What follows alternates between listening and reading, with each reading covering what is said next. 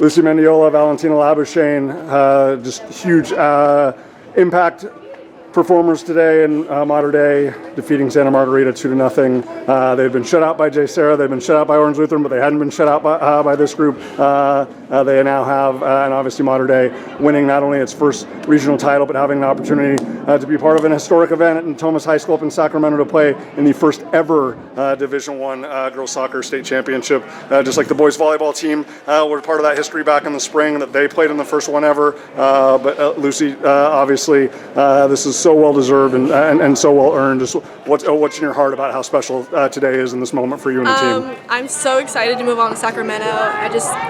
Finally we beat SM. I'm just so excited for this team to continue on to the next game. Absolutely.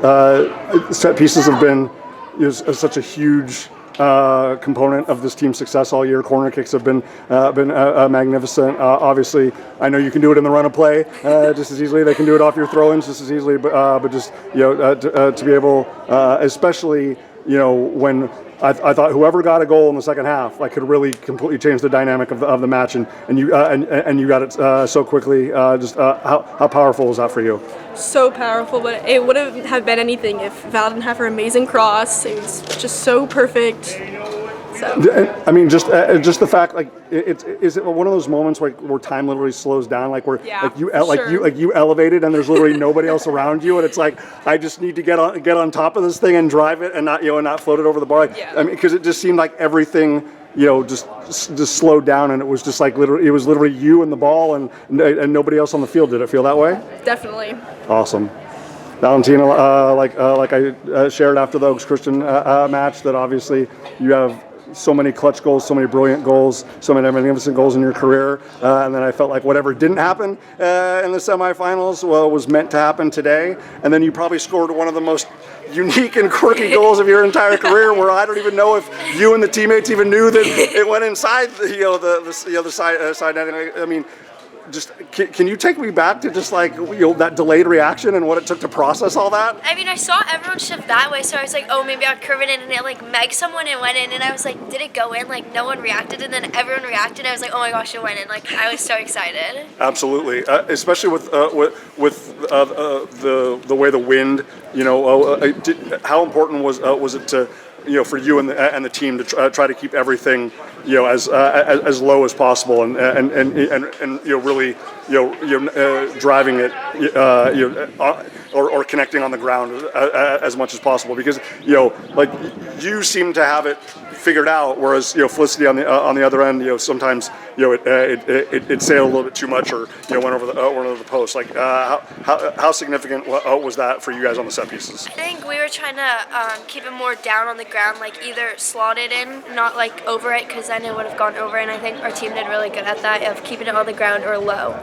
Absolutely. Just in terms of what you ladies really committed yourself to today, it seemed like there was just so much joy and so much passion and so much freedom. Maybe not overthinking the fact that oh my gosh, this happened the first time we played them in league, or this happened the second time we played them in league, or this happened last week.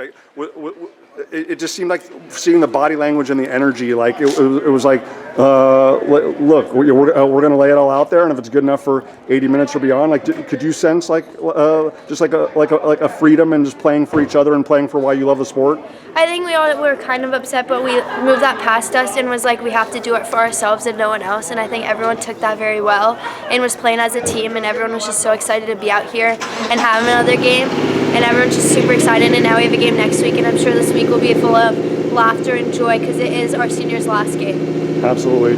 Lucy, obviously extraordinary to be able to score as you have in the postseason, but I would not be giving you the proper respect, because I had the blessing of talking to Suna and Natalie and AR and and Ella and even Brooklyn Lawn back there. I mean, just what you ladies were able to do defensively against a team that just as a statement of fact, has scored 8 goals in the previous 3 matches. How meaningful was it that you ladies responded from what happened last Saturday and have now run off 3 consecutive shutouts in the regional playoffs, and this one being against them? How much did that mean to you?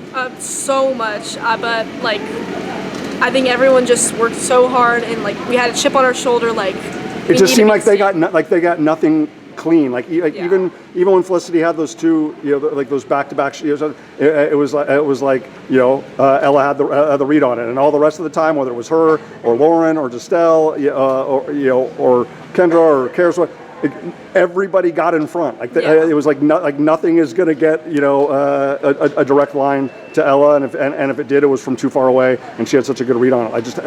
Was it just one of those things like we're literally going to sacrifice for each other and sacrifice every part of our body except for our hands to make sure that they don't get anything clean on frame? Yeah, definitely. I think from the past few matches, we just learned what we need to do better, and I think we finally accomplished it.